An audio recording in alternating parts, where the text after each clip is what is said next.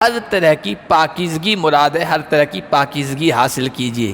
آپ کے کپڑے بھی صاف ہو، آپ کا کردار بھی پاک ہو، آپ کی گفتار، آپ کے بول بھی پاکیزہ ہو، آپ کی سوچ بھی پاکیزہ ہو، آپ کا پیغام بھی پاکیزہ ہو، آپ کا ظاہر بھی پاکیزہ ہو، آپ کا باطن بھی پاکیزہ ہو۔ اس کا خیال کیجئے، اس کی فکر کیجئے۔ وَثِيَابَكَ فَطَهِّرْ، کپڑوں کی پاکی سے اہل عرب کردار بے داغ ہونا یہ بھی مراد لیتے تھے۔ اپنے کردار کو بے داغ رکھیے، اپنے دامن کو بے داغ رکھیے۔ تو کہا گیا وَثِيَابَكَ فَطَهِّرْ، اپنے کپڑوں کو پاک کیجئے۔ ایک داعی کے لیے یہ بہت ضروری ہے، دین کا کام کرنے والا ہو نا، دین کی طرف لوگوں کو بلانے والا ہو، اسلام کی طرف بلانے والا ہو، اس کی زبان بھی پاک ہونی چاہیے، اس کے بول بھی پاکیزہ ہونے چاہیے، اس کے کپڑے بھی پاکیزہ ہونے چاہیے، اس کا کردار بھی اجلا ہونا چاہیے، اس کی سیرت اور کریکٹر بھی اجلا ہونا چاہیے۔ ہر چیز اس کی اتنی صاف ستھری پاکیزہ ہونی چاہیے کہ کسی کو انگلی اٹھانے کا موقع نہ ہو، تبھی جا کے اس کی دعوت مؤثر ہوگی۔ من الشیطان الرجیم،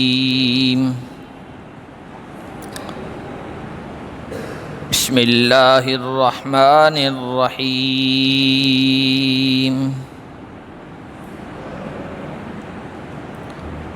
یا ایہا المدثر قم فانذر وربک فکبر وثیابک فطہر والرجز فہجر ولا تمنن تستکثر ولربک فاصبر۔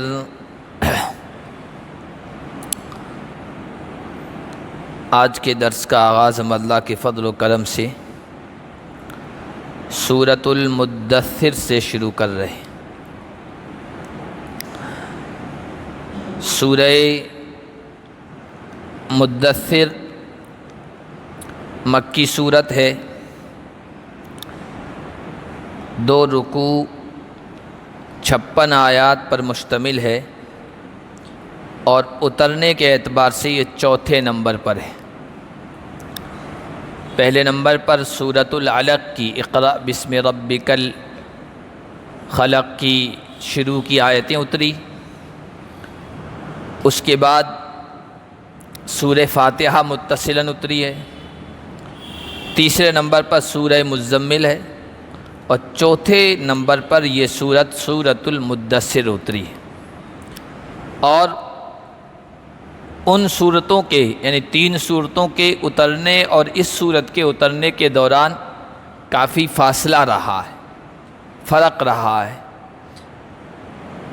اللہ کے نبی صلی اللہ علیہ وسلم کو شوق ہونے لگا، چونکہ جبرائیل امین سے ملاقات کر چکے تھے اس سے پہلی وحی کے وقت، تو بیچ میں یہ جو گیپ ہوا اس کو فترت وحی کہتے ہیں، یعنی وحی کے اترنے کا سلسلہ جس میں بند ہو گیا تھا اور منقطع ہو گیا تھا۔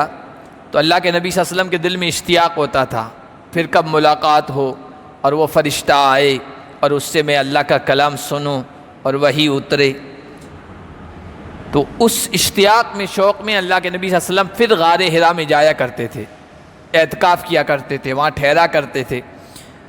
تو ایک مرتبہ اللہ کے نبی صلی اللہ علیہ وسلم وہاں اعتکاف کر کے کافی دنوں ٹھہر کر اتر کر واپس آ رہے تھے کہ آواز آئی تو ادھر دیکھا ادھر دیکھا، آگے پیچھے دیکھا، کوئی نظر نہیں آیا، آگے چل دیے، پھر آواز آئی تو یوں سر مبارک کو اوپر کیا۔ جب اوپر کیا تو کیا دیکھتے ہیں کہ وہی فرشتہ جو پہلی مرتبہ وحی لے کے آیا تھا وہ زمین اور آسمان کے درمیان کرسی پہ بیٹھا ہوا تھا، اور اس کی حیت ایسی تھی کہ اس موقع پر بھی اللہ کے نبی صلی اللہ علیہ وسلم پر ہیبت طاری ہو گئی، لرزہ طاری ہو گیا جیسے پہلی وحی کے وقت تھا۔ تو اس وقت تو اللہ کے نبی صلی اللہ علیہ وسلم آئے تھے حضرت خدیجہ کے پاس اور کہا تھا مجھے کمبل اڑا دی، اللہ کے نبی نے کمبل اوڑھ لی، اللہ تعالیٰ نے کہا یا ایھا المزمل، اے کالی کملی والے۔ اس موقع پر بھی اللہ کے نبی صلی اللہ علیہ وسلم گھر آئے اور کہا کہ مجھے چادر اڑا دو، یا ایھا المدثر، چادر اوڑھے ہوئے تھے، لیٹے ہوئے تھے، اللہ کی طرف سے ایک خطاب آیا، اے چادر اوڑھنے والے۔ یہ بھی پیارا محبت بھرا انداز ہے، نبی علیہ الصلاۃ والسلام کی عظمت کی ایک صورت ہے۔ قرآن کریم میں اللہ تبارک و تعالیٰ نے نبیوں سے خطاب کیا ہے، رسولوں سے خطاب کیا ہے، اور قرآن میں اس کو بیان کیا ہے تو نام سے، یا صالح، یا یہود، یا آدم، یا لوط، یا عیسی ابن مریم، یا موسیٰ، اے موسیٰ، اے فلاں، اے فلاں، یہ کہہ کر خطاب کیا ہے۔ نبی علیہ الصلاۃ والسلام کی عظمت ہے، اللہ تعالیٰ سے نبی کا تعلق ہے، اللہ تعالیٰ کا نبی سے پیار ہے، محبت ہے، کہ کہیں بھی قرآن کریم میں نام لے کر نبی پاک صلی اللہ علیہ وسلم کو نہیں پکارا گیا کہ یا محمد کہہ کر نہیں پکارا گیا ہے۔ صفات سے، خوبیوں سے، اور کوئی خاص شکل کیفیت نبی نے اختیار کی، اس کو بیان کر کے کہا گیا ہے، یا ایھا المزمل، یا ایھا المدثر، طٰہٰ، یاسین، اس طرح کے خطابات سے نوازا گیا ہے۔ تو اللہ تعالیٰ نے اپنے نبی سے اس موقع پر بھی کہا، اے چادر اوڑھنے والے، قم فانذر، کھڑے ہو جائیے اور ڈرائیے۔ قم فانذر، کھڑے ہو جائیے اور ڈرائیے۔ سونے کا یہ وقت نہیں ہے، لیٹنے کا یہ وقت نہیں ہے، آپ لیٹ جائیں گے، یہ محبت بڑا انداز ہے، آپ لیٹ جائیں گے، سو جائیں گے تو پوری قوم سو جائے گی، لیٹ جائے گی، آپ کھڑے ہو جائیے۔ وَرَبَّكَ فَكَبِّرْ، حکم دیے، کھڑے ہو جائیے، ڈرائیے، اور اپنے رب کی بڑائی بیان کیجئے۔ یہ اصل الاصول ہے، توحید، رب کی بڑائی، رب کی کبریائی، رب کی عظمت کی باتیں کیجئے، لوگوں سے اللہ کی توحید بیان کیجئے۔ کیونکہ لوگ جو ہے نا بڑائیاں بیان کرتے ہیں، کوئی بادشاہ کی بڑائی بیان کرتا ہے، کوئی کسی شہنشاہ کی تعریف میں رطب اللسان رہتا ہے، کوئی کسی اپنے بڑے لیڈر کی خوبیاں بیان کرتا ہے۔ نبی سے کہا گیا آپ کھڑے ہوئیے، اپنے رب کی کبریائی بیان کیجئے۔ اور ایک مسلمان کا، ایک داعی کا، ایک دین کی دعوت دینے والے کا کام یہی ہے کہ سب سے زیادہ اللہ کی عظمت کے گن گائیں، اللہ کی عظمت اور کبریائی کو بیان کریں۔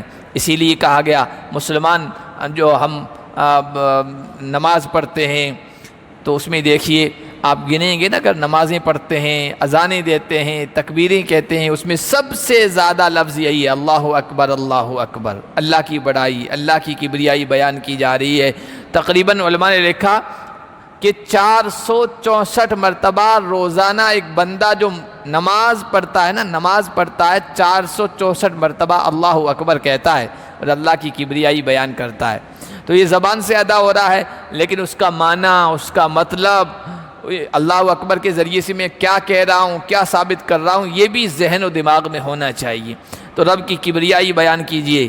وَثِيَابَكَ فَطَهِّرْ، اور اپنے کپڑوں کو پاک کیجئے، اپنے کپڑوں کو پاک کیجئے۔ اس وقت تک نماز اور نماز کے شرائط اس کا حکم نہیں آیا تھا ابھی، تو کپڑوں کو پاک کرنا، صاف ستھرے کپڑے پہنیے، پاک صاف طہارت والے کپڑے پہنیے، یہ بھی مراد ہے۔ لیکن صرف یہی مراد نہیں ہے، بلکہ ہر طرح کی پاکیزگی مراد ہے، ہر طرح کی پاکیزگی حاصل کیجیے۔ آپ کے کپڑے بھی صاف ہو، آپ کا کردار بھی پاک ہو، آپ کی گفتار، آپ کے بول بھی پاکیزہ ہو، آپ کی سوچ بھی پاکیزہ ہو، آپ کا پیغام بھی پاکیزہ ہو، آپ کا ظاہر بھی پاکیزہ ہو، آپ کا باطن بھی پاکیزہ ہو۔ اس کا خیال کیجئے، اس کی فکر کیجئے۔ وَثِيَابَكَ فَطَهِّرْ، کپڑوں کی پاکی سے اہل عرب کردار بے داغ ہونا یہ بھی مراد لیتے تھے۔ اپنے کردار کو بے داغ رکھیے، اپنے دامن کو بے داغ رکھیے۔ تو کہا گیا وَثِيَابَكَ فَطَهِّرْ، اپنے کپڑوں کو پاک کیجئے۔ ایک داعی کے لیے بہت ضروری ہے، دین کا کام کرنے والا ہو نا، دین کی طرف لوگوں کو بلانے والا ہو، اسلام کی طرف بلانے والا ہو، اس کی زبان بھی پاک ہونی چاہیے، اس کے بول بھی پاکیزہ ہونے چاہیے، اس کے کپڑے بھی پاکیزہ ہونا چاہیے، اس کا کردار بھی اجلا ہونا چاہیے، اس کی سیرت اور کریکٹر بھی اجلا ہونا چاہیے۔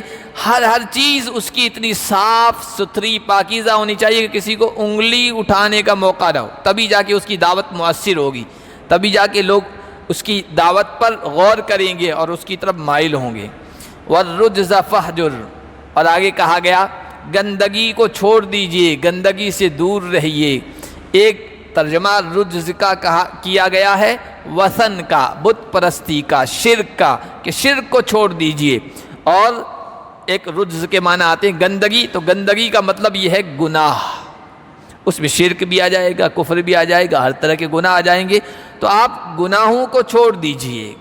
والرجز فہجر، یہ بہت ضروری ہے۔ آج کل کیا ہے، ہم لوگ نیکی کے کام کرتے رہتے ہیں، نمازیں بھی پڑھتے ہیں، زکوٰۃ بھی ادا کرتے ہیں، روزے بھی رکھتے ہیں، حج بھی کرتے ہیں، عمرے بھی کرتے ہیں، اور بھی نیکی کے کام کرتے رہتے ہیں، لیکن گناہ بھی ساتھ ساتھ چل رہے ہوتے ہیں، تو پھر نیکیوں کا وہ اثر نہیں ہوتا ہے۔ گناہ کا وائرس آ گیا تو پھر نیکیوں کا اثر ختم ہو جاتا ہے۔ اس لیے یہاں کہا گیا والرجز فہجر، ہر طرح کی گندگی سے، گناہ سے دور رہیے، اس کو چھوڑ دیجیے۔ ولا تمنن تستکثر، اور احسان اس لیے نہ کیجیے کہ زیادہ چیزیں وصول کر لیں، لوگوں پر احسان کریں، لوگوں کے ساتھ اچھا سلوک کریں، یہ مطلوب ہے۔ اور ایک داعی کو اس معاملے میں آگے ہونا چاہیے، لوگوں کے ساتھ وہ اچھا سلوک کرنے والا ہو، لوگوں پر احسان کرے گا تو لوگ اس کے غلام بن جائیں گے، اس کی بات کو بھی مانیں گے، لیکن احسان میں کوئی مطلب نہ ہو، خود غرضی نہ ہو، اپنا مفاد نہ ہو، لوگ اس لیے دیتے ہیں تاکہ زیادہ وصول کریں واپس۔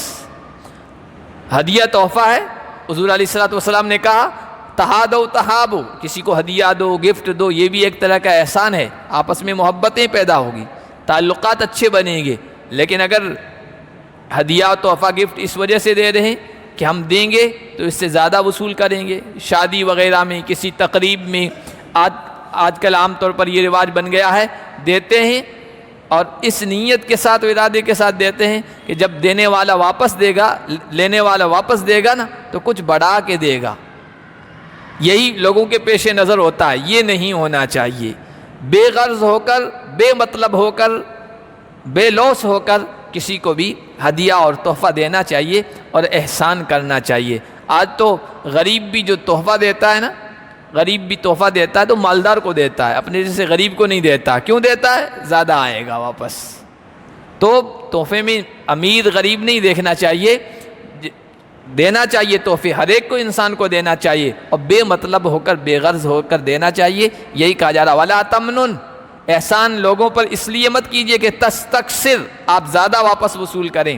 وَلِرَبِّكَ فَاصْبِرْ، اور اپنے رب کے لیے صبر کیجیے، چونکہ یہ کہا گیا کہ آپ کو اللہ کا پیغام لوگوں تک پہنچانا ہے، رب کی کبریائی بڑائی بیان کرنی ہے۔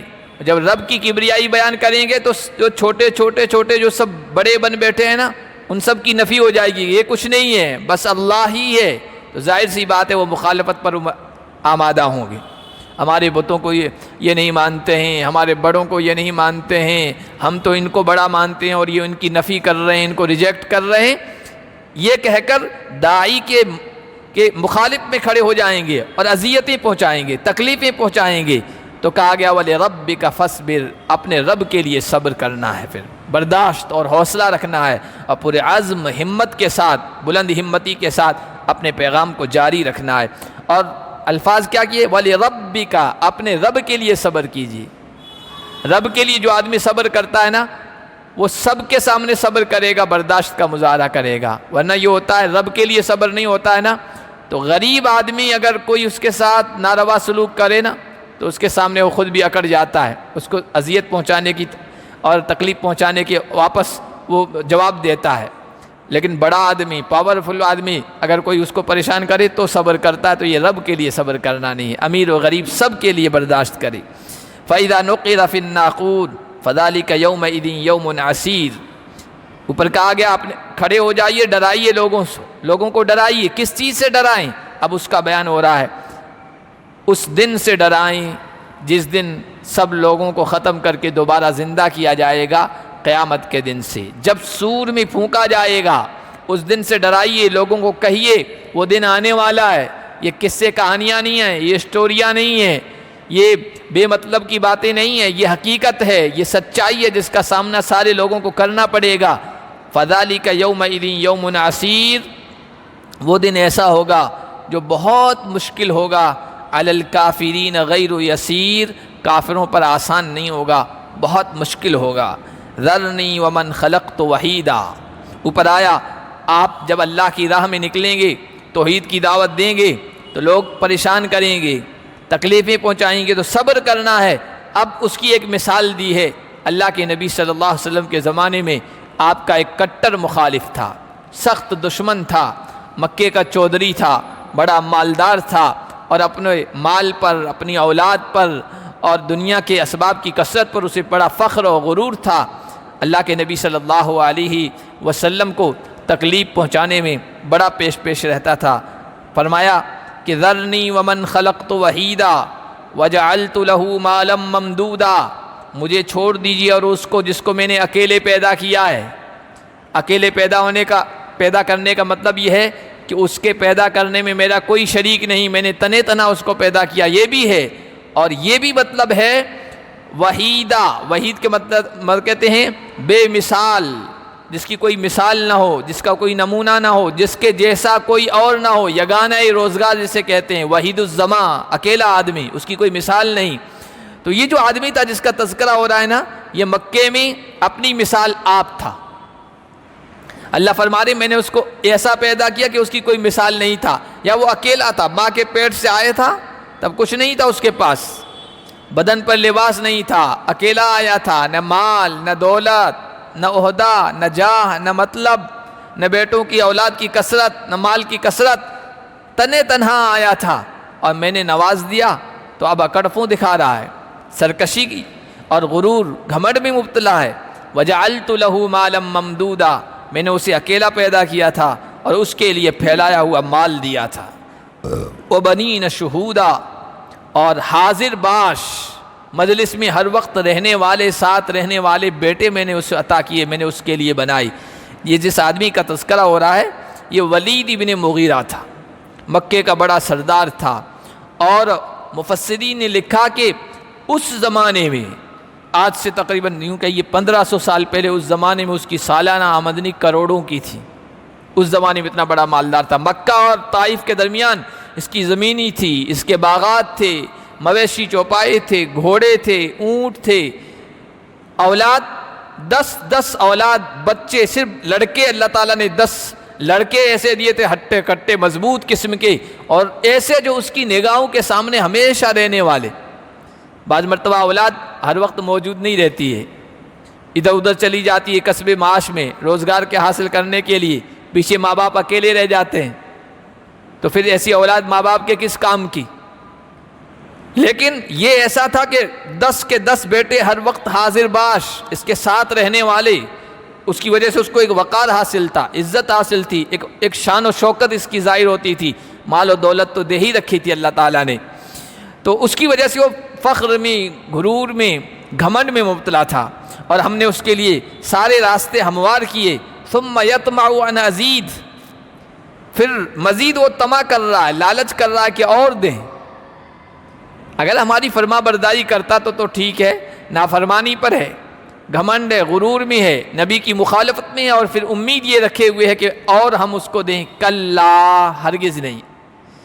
انہ کان لآیاتنا عنیدا، وہ ہماری آیات کے سامنے سرکش بنا ہوا تھا، متکبر بنا ہوا تھا، گھمنڈی مغرور بنا ہوا تھا، اب ہم اس کو مزید نہیں دیں گے۔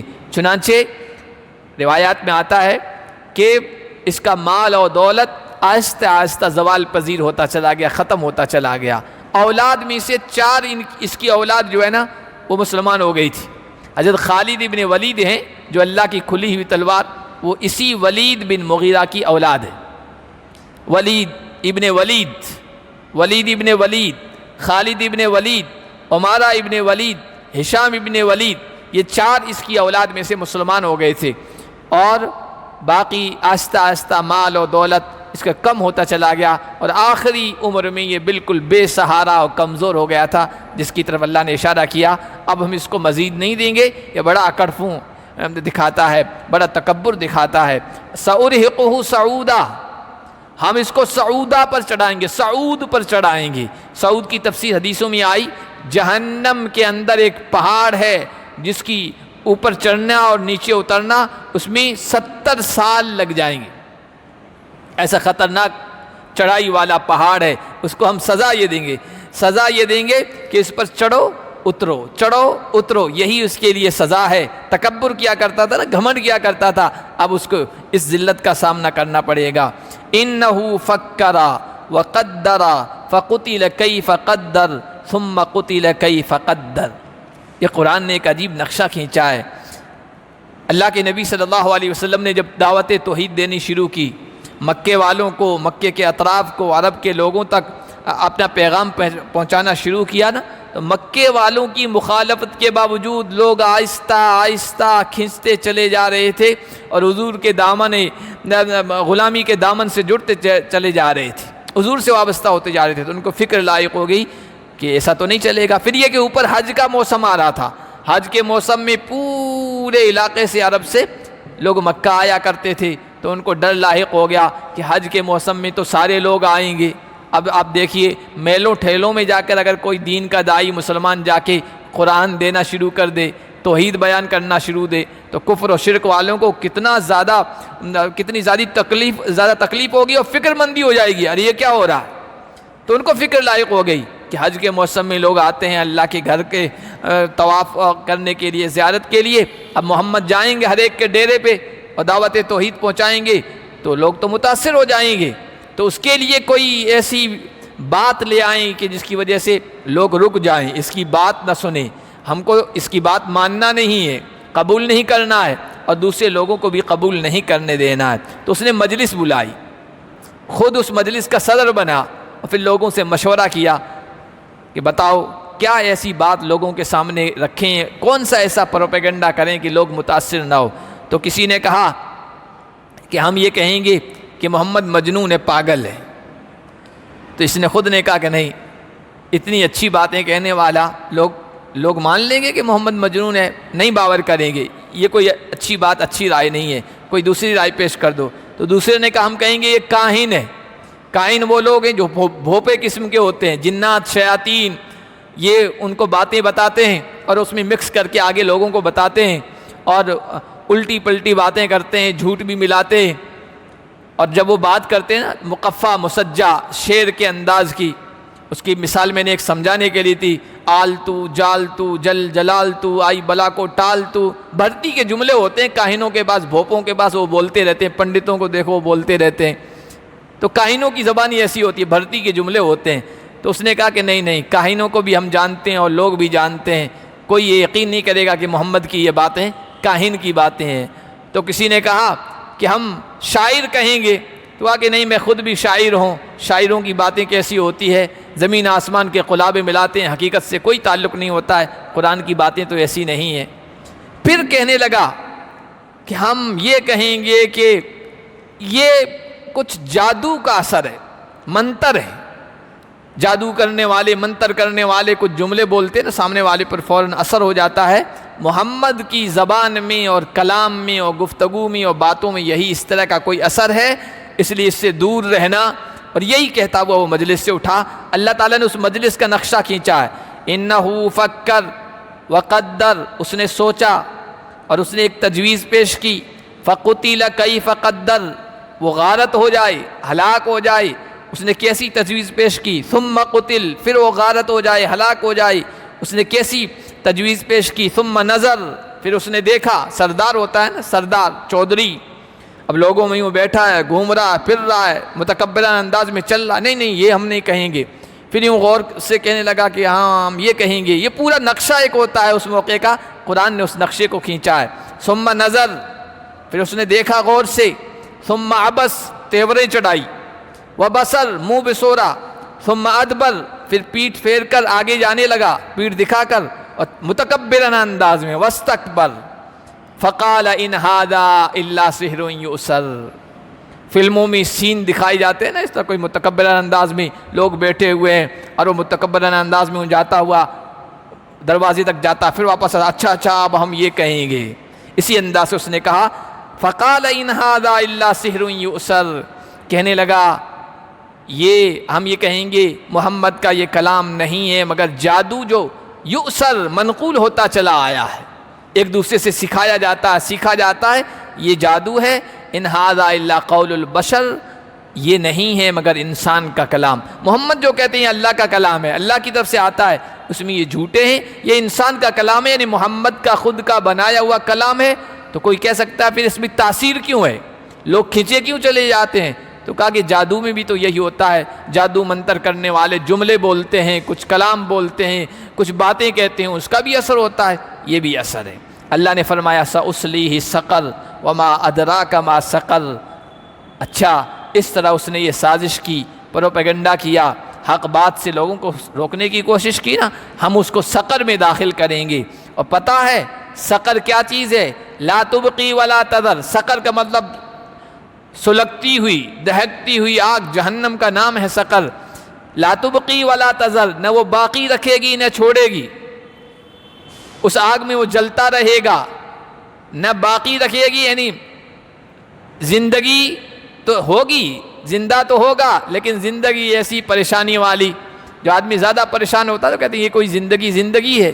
تو جہنم کی اندر عذاب کی شکلیں ایسی ہوگی کہ زندگی بھی زندگی نہیں رہے گی۔ ولا تذر، نہ وہ چھوڑے گی، مار دے، ختم کر دے، موت آ جائے تو بھی پریشانیوں سے چھٹکارا ہو جائے، وہ بھی نہیں ہوگا۔ ایسی جہنم میں ہم اس کو ڈالیں گے۔ لواحۃ للبشر، جو انسان کی کھال کو جھلسا کے رکھ دے گی۔ علیہا 19، اس جہنم پر 19 فرشتے ہیں، 19 فرشتے ہیں۔ 19 فرشتے یہ وہ ہیں جو وہاں لا تعداد فرشتوں کے افسر ہیں، اور ان سب کے افسر مالک ہیں، جو جہنم کے خازن ہیں، داروغہ ہیں۔ تو یہ جو 19 کا لفظ اللہ تعالیٰ نے یہاں استعمال کیا نا، بیان فرمایا نا، تو یہ مکے والوں کے لیے، کافروں و مشرکوں کے لیے ایک امتحان بن گیا، مذاق کا ذریعہ اس کو بنا لیا۔ اب 19 کی تعداد فرشتوں کی کیوں بیان کی؟ علماء نے بہت ساری باتیں لکھی ہے، لیکن صحیح بات یہ ہے کہ اللہ تعالیٰ نے اس کو راز میں رکھا ہے۔ اب کافر و مشرک اس کا کرتے ہیں 19 ہی کیوں ہے، 20 کیوں نہیں، 18 کیوں نہیں؟ تو بھائی جب 18 اگر کہہ دیتے اللہ تعالیٰ، یا 21 کہہ دیتے، 20 کہہ دیتے، تب بھی یہی اعتراض ہوتا کہ 20 کیوں؟ تو بہرحال 19 کی تعداد بیان کر کے کافروں و مشرکوں کے لیے ایک امتحان کا پرچہ ان کے سامنے رکھ دیا ہے۔ وہ اس کو مانتے ہیں یا اس کا مذاق اڑاتے ہیں، اور انہوں نے اس کا مذاق اڑایا ہے۔ وما جعلنا اصحاب النار الا ملائکہ، مذاق اس طور پر بنایا کہ جب یہ کہا گیا اللہ کی طرف سے تمہیں جہنم میں ڈالا جائے گا، 19 فرشتے اس پر مقرر رہیں، تو ان میں ایک بڑا بہادر پہلوان آدمی تھا، ابو الاسود غالباً اس کا نام تھا، کہنے لگا کہ 17 کو تو میں اکیلا نمٹ لوں گا۔ بہادر تھا، 17 سے تو میں اکیلا نمٹ لوں گا، باقی 2 بچیں گے، تم ان کا تیا پانچا کر دینا سب مل کے، تو 19 کی 19 کا خاتمہ کر دیں گے، ہمیں کون جہنم میں ڈالے گا، اور جہنم سے نکلنے سے ہمیں کون بچا سکے گا، ان کے گارڈز کا، محافظوں کا ہم خاتمہ کر دیں گے۔ اس طرح کی مذاق کی باتیں کرنے لگے۔ اللہ نے فرمایا ہم نے جہنم کے اوپر فرشتوں کو ہی مقرر کر رکھا ہے، اور ہم نے ان کی یہ تعداد 19 کی نہیں بنائی ہے مگر فتنۃ للذین کفروا، کافروں کے لیے آزمائش، فتنہ بنا دیا ہے۔ لیستیقن الذین اوتوا الکتاب، تاکہ اس بات پر یقین کریں وہ لوگ جن کو کتاب دی گئی، اور ایمان والوں کے ایمان میں اضافہ ہو جائے۔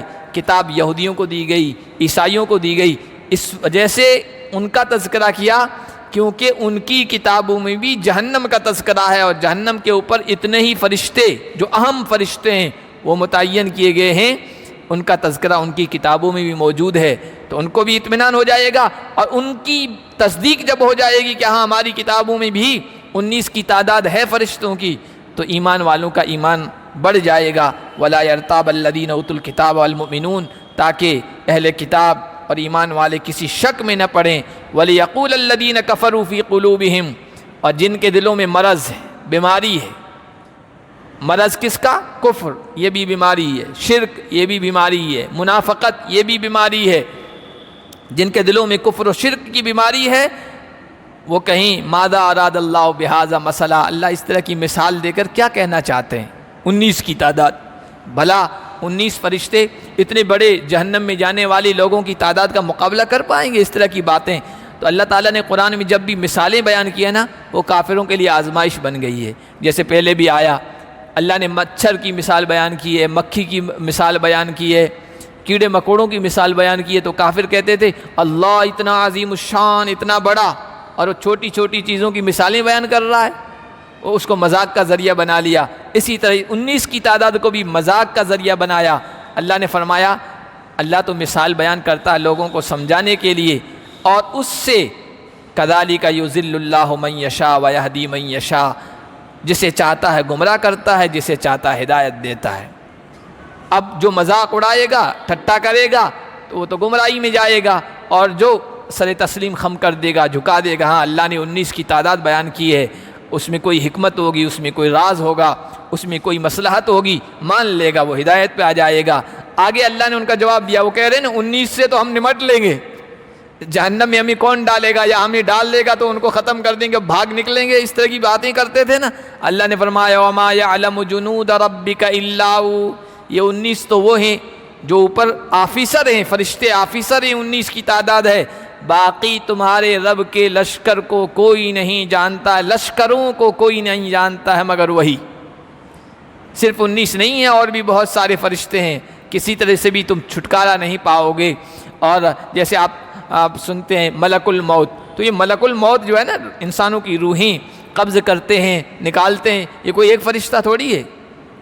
ملک الموت بڑے جو ہیں وہ اسرائیل ہے, ان کا نام اسرائیل ہے, لیکن ان کے ماتحت انسانوں کی روحیں نکالنے والے ما یعلم جنود ربک الا هو, اتنے فرشتے ہیں اللہ کے علاوہ کوئی نہیں جانتا ہے. وما ہی الا ذکری للبشر, یہ ہم نے جو باتیں بیان کی ہے جہنم کی, آگ کی, جہنم کے اوپر فرشتے متعین کرنے کی, یہ ہم باتیں اس لیے بیان کر رہے ہیں کہ انسانوں کے لیے نصیحت کی چیز بنے, اس سے عبرت حاصل کریں, اور یہ سمجھیں کہ ہاں ہمیں بھی مرنے کے بعد زندہ کیا جائے گا, اور پھر وہاں جنت بھی ہے, جہنم بھی ہے, اور جہنم میں اگر ڈال دیا جائے گا تو وہاں سے نکلنے نہیں دیا جائے گا, وہاں مضبوط اللہ کی طرف سے حفاظت کا انتظام ہے, مضبوط فرشتے ہیں. یہ نصیحت کے لیے ہم نے اتارا تھا, لیکن لوگ اس کا مذاق کا ذریعہ بنا لیتے ہیں. اللہ پاک ہم سب کو نصیحت حاصل کرنے کی توفیق عطا فرمائے.